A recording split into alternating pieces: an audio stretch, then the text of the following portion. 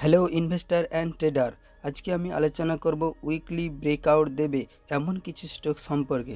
স্টকগুলির হইল LT food, KPI green energy stock, CIE India, সিনে India stock, ITI stock. এখন আমরা যদি এলটি ফুডের টেকনিক্যাল অ্যানালাইসিসের দিকে দেখি, বাই অপশন তৈরি করেছে এবং এর টার্গেট প্রাইস ধরে চলতে পারেন 435 টাকা থেকে শুরু করে 460 টাকার মধ্যে আপনি টার্গেট প্রাইস রাখতে পারেন।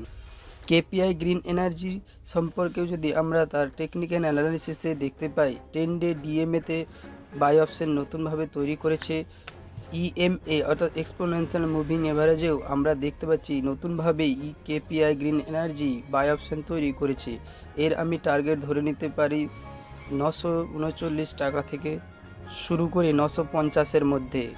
সিনে ইন্ডিয়া হইল স্পেন বেস কোম্পানি, যা মহেন্দ্রা সাবসিডিয়ারি এবং কম্পোনেন্ট তৈরি করার একটি কোম্পানি। সিনে ইন্ডিয়া গত বছরের ধরে প্রায় 80% রিটার্ন দিয়েছে। ইহা ইনভেস্টরদের নজর কেড়েছে। এক্ষেত্রে রিটেলাররাও শর্ট টার্মে প্রফিট বুক করতে পারে। এই জন্য এর টার্গেট প্রাইস হিসাবে ধরে নিতে পারি আমরা 540 থেকে 565-এর মধ্যে। আইটিআই স্টকটি বেছে নেওয়ার প্রধান কারণ হলো এটি উইক হাই রয়েছে এবং এটি একটি টেক হার্ডওয়্যার কোম্পানি। এক্ষেত্রে একজন রিটেলার বা একজন শর্ট টার্ম ইনভেস্টরের প্রফিটের সংখ্যা বেড়ে যায়।